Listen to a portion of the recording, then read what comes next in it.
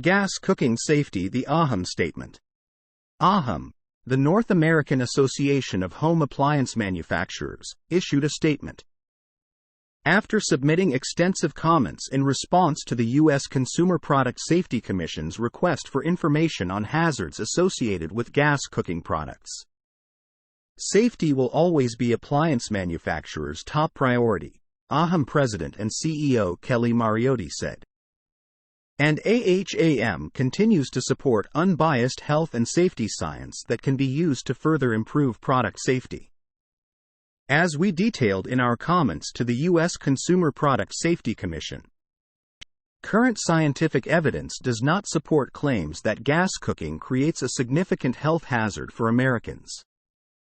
The president also explained that all forms of cooking, gas and electric, emit pollutants that primarily come from the food being prepared rather than the heat source.